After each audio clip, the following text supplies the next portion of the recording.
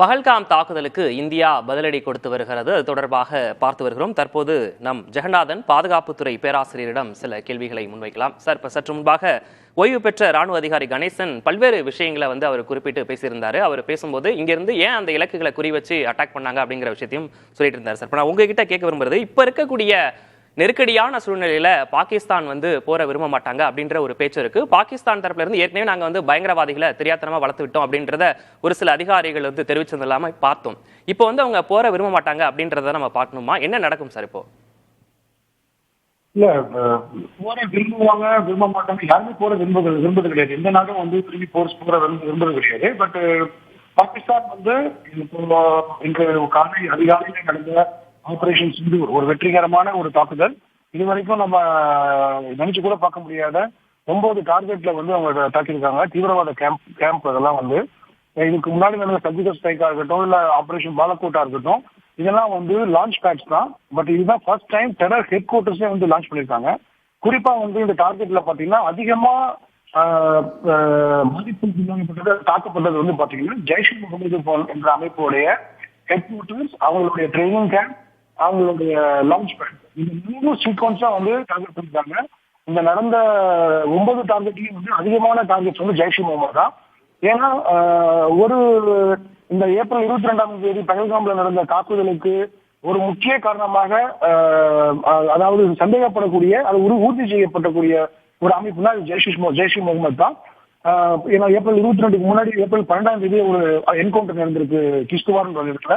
அதை நம்ம முன்னாடியே ஏப்ரல் 22ஆம் தேதி நம்ம புதிய தலைமுறையில நம்ம பதிவு பண்ணியிருக்கோம். நம்ம இன்டர்வியூ பேசும்போது கூட ஏன்னா மற்ற டிவிகள்லாம் இந்த ரெசிஸ்டன்ஸ் தான் பண்ணிருக்கு அப்படின்னு பப்ளிக்ல டிஸ்கஸ் பண்ணும்போது நம்ம தான் ஃபர்ஸ்ட் இல்ல அந்த ஜெய்ஷ் இ முகமது அதுக்கு முக்கிய காரணம் அந்த கிஷ்துவார்ன்ற ஏரியால ஆர்மி இந்தியன் ஆர்மி ஆபரேஷன் சத்ருன்ற பேர்ல ஒரு 6-7 டெரரிஸ்ட் ஒரு பெரிய அவங்களுடைய ராணுவ தீவிரவாத அமைப்புடைய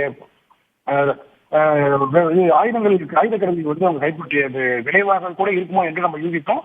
அதன் விளைவாக தான் இப்ப இந்த டார்கெட் பாத்தீங்கன்னா பகவல்பூர்ல இருக்கட்டும், இல்ல அந்த டெஹ்ரான் இருக்கட்டும், இல்ல கோட்லியா இருக்கட்டும், முசாஃபராபாத் இருக்கட்டும், இந்த 4 target Jaish e Mohammed head quarters Bahawalpur.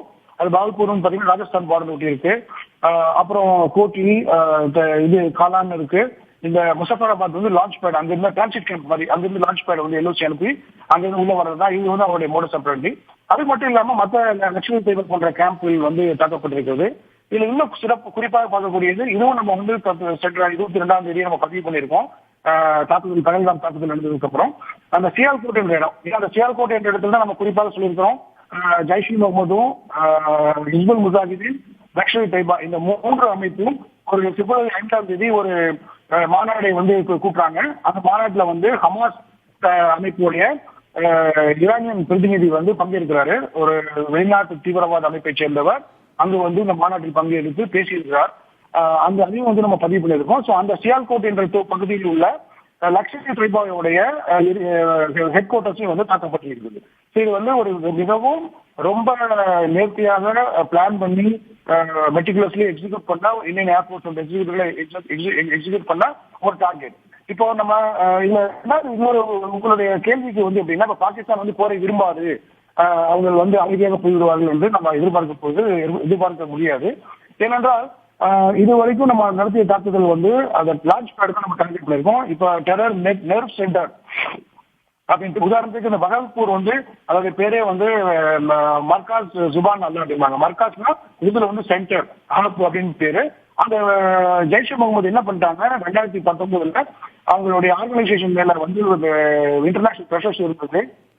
குறிப்பா FATF அந்த பைனான்சியல் ஆக்ஷன் டாஸ்க் போர்ஸ் இவங்க தீவிரவாத அமைப்புகளை தொலை செய்யணும் பாகிஸ்தான் அரசாங்கத்துக்கு மீது அழுத்தம் இருந்த காரணத்தினால் அவங்க டெரர் ஆர்கனைசேஷனை அப்படியே ஒரு சேரிட்டி ஆர்கனைசேஷனா கன்வெர்ட் பண்றாங்க. ஜமாத் உத் தாவா அந்த JUD. அந்த JUD ஹெட் குவார்டர்ஸாகவும் பகல்பூர் பார்க்கப்படுகிறது. அவங்க இவ்வளவு நாள் என்ன நம்பிட்டு இருந்தாங்கன்னா, இவ்வளவு தூரம் பாகிஸ்தான்ல அதுவும் பஞ்சாப் ஏரியால ஒரு இன்டீரியர் ஏரியால பகல்பூர் போன்ற ஒரு பெரிய சிட்டியில தாக்குதல் நடத்துறதுக்கு வாய்ப்பே இல்லை அப்படின்ற ஒரு நம்பிக்கையில் இருந்தாங்க. அதையும் நம்ம தாக்கியிருக்கிறோம். பிரிசிஷன் மிசைல்ஸ் மூலமா நம்ம தாக்கி அந்த டெரர் இன்ஃப்ராஸ்ட்ரக்சரையும் நம்ம காலி பண்ணியிருக்கோம். இது கண்டிப்பா பாகிஸ்தான் அவங்களுடைய உள்நாட்டுல காலையில இருந்து நான் பாகிஸ்தானோட மீடியால என்ன மாதிரியான நரேட்டிவ் போயிட்டு நான் வாட்ச் பண்ணும்போது அவங்களுடைய நரேட்டிவ்ல பாத்தீங்கன்னா அவங்களுடைய சாவர்னிட்டியை வலிட் பண்ண மாதிரி அப்படிங்கும் போது அவங்க பாகிஸ்தான் ராணுவத்து மேல ஒரு மக்களுக்கு ஒரு பரவலான ஒரு அதிருப்தி நினைவு வருவதாக தான் அவங்களுடைய ஊடகங்கள் மூலமாக நமக்கு தெரிய வருகிறது. என்ன ஒரு அதிருப்தி என்றால் வெறுப்பு, அதிருப்தியோட கோபம். நமது ராணுவம் வந்து நமக்கு சரியான பாதுகாப்பு கொடுக்கவில்லை. இரண்டாவது, நமது ராணுவம் இந்த மாதிரியான தீவிரவாத அமைப்புகளுக்கு எதற்கு இப்படி அடைக்கலம் கொடுத்து அவங்களுக்கு வந்து இது பண்ணி கொடுத்துருக்காங்க, ஃபெசிலிட்டிஸ் பண்ணி கொடுத்துருக்காங்க, அந்த ஒரு அதிர்ப்பு இருக்கு. சோ அதுல இருந்து அந்த பாகிஸ்தான் ராணுவம் கண்டிப்பா வந்து பதிலடி கொடுக்கறதுக்கு வாய்ப்பு இருக்கிறது தான் நான் பாக்குறேன். நான் நிச்சயமாக சார், கடந்த முறை இந்தியா கொடுத்த பதிலடியை விட இந்த முறை பாகிஸ்தானுக்கு பயங்கரவாதிகள் இடங்களை கண்டறிந்து துல்லியமான தாக்குதல் நடத்தியிருப்பது வரவேற்கத்தக்கது அப்படின்றதையும் குறிப்பிட்டிருக்கீங்க. நம்ம தொடர்ந்து பேசலாம் சார், ஒரு சிறிய இடைவேளைக்கு பிறகு.